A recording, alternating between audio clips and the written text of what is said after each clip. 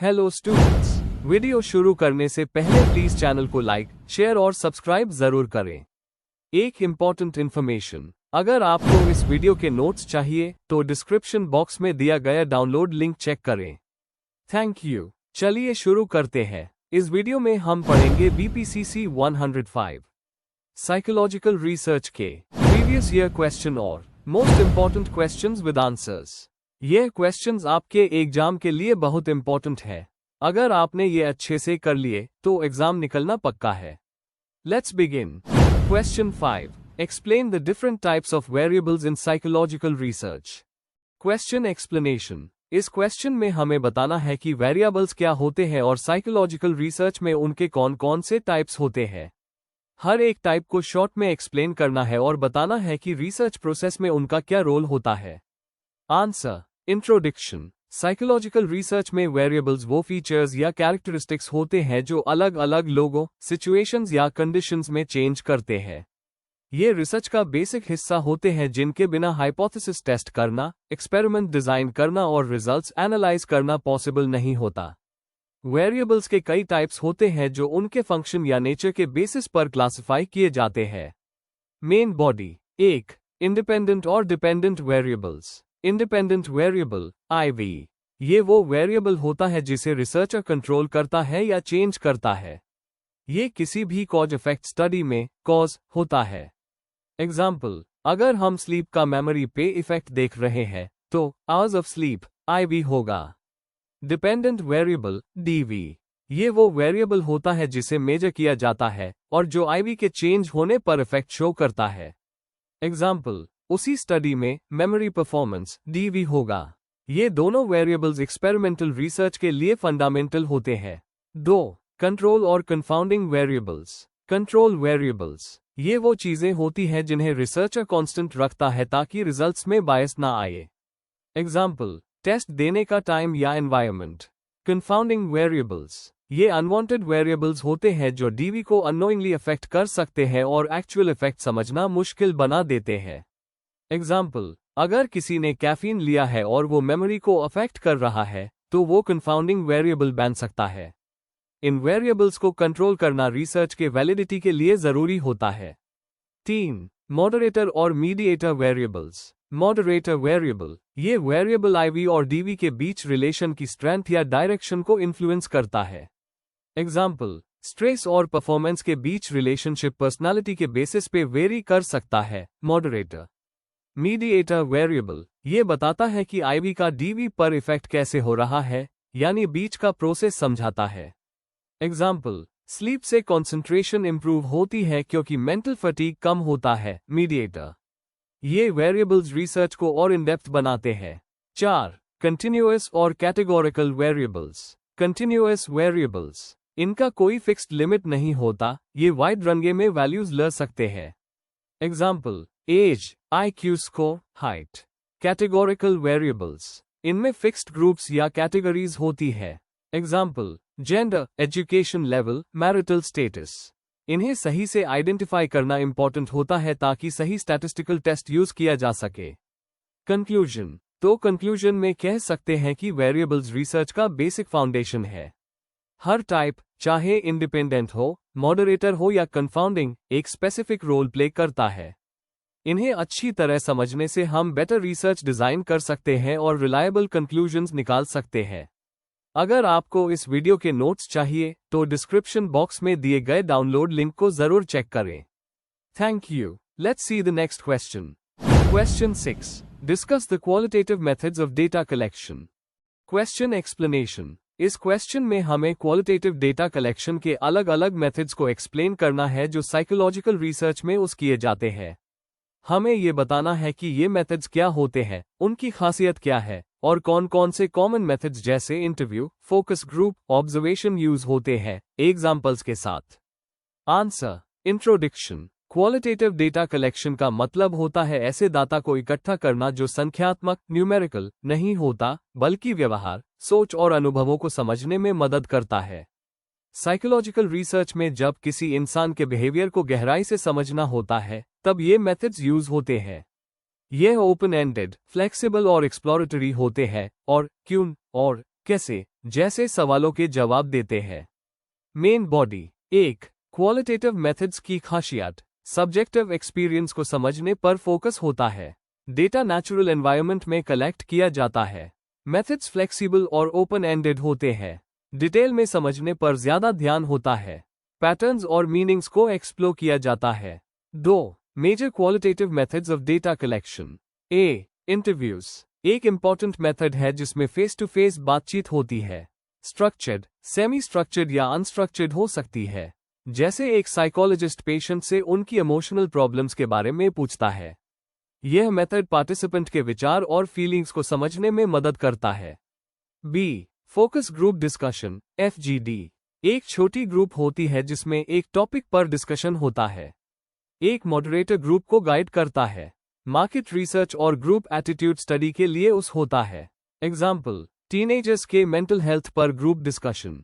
सी. Participant observation researcher participant को उनके natural environment में ऑब्जर्व करता है। ओवर्ट या कवर्ड दोनों तरीके से हो सकता है, जैसे प्ले ग्रुप में बच्चों का सोशल बिहेवियर ऑब्जर्व करना। इस मेथड से नेचुरल बिहेवियर का रियल समझ मिलता है। डी. केस स्टडीज एक या 2 लोगों के केस को डिटेल में स्टडी करना। इंटरव्यूज, ऑब्जर्वेशन और डॉक्यूमेंट्स का होता है, जैसे किसी रेयर मेंटल इलनेस वाले पेशेंट का स्टडी करना। थियरी डेवलपमेंट और यूनिक बिहेवियर को समझने में यूजफुल होता है। ए. डायरीज और जर्नल्स पार्टिसिपेंट्स अपने अनुभव लिखते हैं डेली डायरी में। रिसर्चर्स उन लिखों का एनालिसिस करते हैं। लॉन्गिट्यूडिनल स्टडीज और थेरेपी बेस्ड रिसर्च में यूजफुल होता है। 3. साइकोलॉजी में इन मेथड्स का महत्व। ह्यूमन बिहेवियर, थॉट्स और इमोशंस को समझने में हेल्प करते हैं। जब नंबर्स सफिशिएंट नहीं होते तब ये मेथड्स डीपर इंसाइट देते हैं। क्रॉस कल्चरल और थेरेप्यूटिक एरियाज में स्पेशली इंपॉर्टेंट होते हैं। Conclusion, qualitative methods psychological research में बिहेवियर और सोच को समझने का एक पावरफुल टूल है। ये हमें रियल लाइफ कॉन्टेक्स्ट में रिच और मीनिंगफुल डेटा देते हैं। हर मेथड का अपना रोल है और रिसर्च के गोल के हिसाब से किया जाता है। साइकोलॉजी में ये मेथड्स थियरी और इंटरवेंशन बनाने में इंपॉर्टेंट होते हैं। अगर आपको इस वीडियो के नोट्स चाहिए तो डिस्क्रिप्शन बॉक्स में दिए गए डाउनलोड लिंक को जरूर चेक करें। Thank you. Let's see the next question. Question 7. Define validity and reliability. Discuss the different types of validity. Question explanation. इस क्वेश्चन में हमें साइकोलॉजिकल टेस्टिंग के 2 इंपॉर्टेंट कॉन्सेप्ट्स, वैलिडिटी और रिलायबिलिटी, को डिफाइन करना है। फिर हमें वैलिडिटी के अलग अलग टाइप्स को डिटेल में एक्सप्लेन करना है। आंसर। इंट्रोडक्शन। साइकोलॉजिकल रिसर्च और टेस्टिंग में वैलिडिटी और रिलायबिलिटी 2 बहुत ही इंपॉर्टेंट क्वालिटीज होती है। वैलिडिटी का मतलब होता है कि टेस्ट जो मेजर कर रहा है, क्या वही चीज एक्यूरेटली मेजर कर रहा है। रिलायबिलिटी का मतलब है कि टेस्ट के रिजल्ट्स बार बार देने पर कंसिस्टेंट आते हैं या नहीं। इन दोनों के बिना कोई भी साइकोलॉजिकल टूल या रिसर्च ट्रस्टवर्दी नहीं होती। Main body. A. Validity, meaning और इंपॉर्टेंस। वैलिडिटी का मतलब है कि टेस्ट सच में वही चीज मेजर कर रहा है जो उसका मकसद है। एग्जाम्पल के लिए, अगर एक टेस्ट इंटेलिजेंस को मेजर करने का दावा करता है तो उसे एक्चुअल इंटेलेक्चुअल एबिलिटी मेजर करनी चाहिए, ना कि मेमोरी या पर्सनालिटी। वैलिड टेस्ट से हमें एक्यूरेट और मीनिंगफुल रिजल्ट्स मिलते हैं जो रियल लाइफ में यूजफुल होते हैं, जैसे क्लिनिकल डायग्नोसिस या academic selection. B. Types of validity. Content validity ये देखता है कि टेस्ट के क्वेश्चंस टॉपिक के हर इंपॉर्टेंट पार्ट को कवर कर रहे हैं या नहीं। जैसे अगर साइकोलॉजी का एग्जाम है तो उसमें हर चैप्टर से क्वेश्चंस होने चाहिए, सिर्फ एक से नहीं। कंटेंट वैलिडिटी को एक्सपर्ट्स टेस्ट बनाते वक्त जज करते हैं। कंस्ट्रक्ट वैलिडिटी ये देखता है कि टेस्ट ट्रूली किसी कॉन्सेप्ट या थियरी को मेजर कर रहा है या नहीं। जैसे अगर एक टेस्ट सेल्फ एस्टीम मेजर करने के लिए बना है तो उससे सिर्फ सेल्फ एस्टीम हाई मेजर करनी चाहिए, ना कि एंजाइटी या एक्सट्रोवर्शन। इसमें स्टैटिस्टिकल टेक्निक्स जैसे फैक्टर एनालिसिस यूज होती है। क्राइटेरियन रिलेटेड वैलिडिटी इसमें देखा जाता है कि टेस्ट किसी आउटकम को एक्यूरेटली प्रिडिक्ट कर रहा है या नहीं। 2 टाइप्स होते हैं। प्रिडिक्टिव वैलिडिटी फ्यूचर परफॉर्मेंस का फोरकास्ट, जैसे SAT से कॉलेज सक्सेस। कंकरेंट वैलिडिटी अभी के परफॉर्मेंस के साथ कंपैरिजन, जैसे depression scale versus clinical interview. Face validity इसका मतलब है कि टेस्ट देखने में लगता है कि वो सही चीज मेजर कर रहा है या नहीं। टेक्निकल वैलिडिटी नहीं है, लेकिन टेस्ट टेकर्स के ट्रस्ट के लिए यूजफुल होती है। एग्जाम्पल, अगर मैथ टेस्ट में सिर्फ न्यूमेरिकल प्रॉब्लम्स है तो उसकी फेस वैलिडिटी हाई होगी। सी रिलायबिलिटी, मीनिंग और इम्पोर्टेंस। रिलायबिलिटी का मतलब है कि टेस्ट के रिजल्ट्स हर बार सिमिलर आए अगर सेम कंडीशंस में दिया जाए। जैसे अगर कोई पर्सन दो बार सेम IQ टेस्ट द, तो दोनों बार रिजल्ट्स सिमिलर होने चाहिए। रिलायबल टेस्ट ही वैलिड बन सकता है। डी टाइप्स ऑफ रिलायबिलिटी, थोड़ा कॉन्टेक्स्ट के लिए। टेस्ट रीटेस्ट रिलायबिलिटी, टाइम के साथ कंसिस्टेंसी। इंटर रेटर रिलायबिलिटी, अलग अलग रेटर्स के बीच अग्रीमेंट। इंटरनल कंसिस्टेंसी, टेस्ट के सारे आइटम्स एक हाई कॉन्सेप्ट को मेजर कर रहे हैं या नहीं। कंक्लूजन, वैलिडिटी और रिलायबिलिटी साइकोलॉजिकल टेस्टिंग के बेसिक पिलर्स है। वैलिडिटी एंश्योर करती है कि टेस्ट सही चीज मेजर कर रहा है, और रिलायबिलिटी एंश्योर करती है कि हर बार सेम रिजल्ट माइल। वैलिडिटी के अलग अलग types, content, construct, criterion related और फेस वैलिडिटी, टेस्ट की एक्यूरेसी को अलग पर्सपेक्टिव से चेक करते हैं। कोई टेस्ट रिलायबल होने के बाद हाई वैलिड बन सकता है। दोनों हाई कॉन्सेप्ट्स को समझना जरूरी है एक स्ट्रॉन्ग रिसर्च या असेसमेंट के लिए। अगर आपको इस वीडियो के नोट्स चाहिए तो डिस्क्रिप्शन बॉक्स में दिए गए डाउनलोड लिंक को जरूर चेक करें। Thank you. चलिए देखते हैं अगला question. Question 8. Write short notes on the following in about 150 words each. A. Errors in hypothesis testing. B. One-tailed and two-tailed tests. Question explanation. इस क्वेश्चन में आपको 2 शॉर्ट नोट्स लिखने हैं। पहला, हाइपोथेसिस टेस्टिंग के दौरान जो एरर्स होते हैं, जैसे टाइप 1 और टाइप 2, उनको एक्सप्लेन करना है।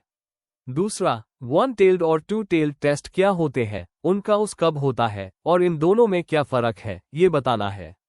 आंसर। इंट्रोडक्शन। साइकोलॉजिकल रिसर्च में हाइपोथेसिस टेस्टिंग एक इंपॉर्टेंट प्रोसेस होती है जिसमें हम देखते हैं कि कोई असम्पशन पॉपुलेशन के लिए सही है या नहीं। इस प्रोसेस में कभी कभी एरर्स हो जाते हैं या फिर रिसर्चर को डिसाइड करना पड़ता है कि वन टेल्ड या टू टेल्ड टेस्ट यूज करे। इन दोनों टॉपिक्स को समझना रिसर्च को ज्यादा एक्यूरेट बनाता है। A. Errors in hypothesis testing, meaning and types of errors. Type 1 error, alpha error, जब नल हाइपोथेसिस को गलत तरीके से रिजेक्ट कर दिया जाए जबकि वो सच होती है। इससे फॉल्स पॉजिटिव भी कहते हैं। टाइप 2 एरर, बीटा एरर, जब नल हाइपोथेसिस को गलत तरीके से एक्सेप्ट कर लिया जाए जबकि वो गलत होती है। इससे फॉल्स नेगेटिव कहते हैं। Causes of errors, sample size छोटा होना, रिसर्च डिजाइन वीक होना, गलत सिग्निफिकेंस लेवल चूज करना। एग्जाम्पल, मान लीजिए एक नए मेडिसिन का ट्रायल चल रहा है।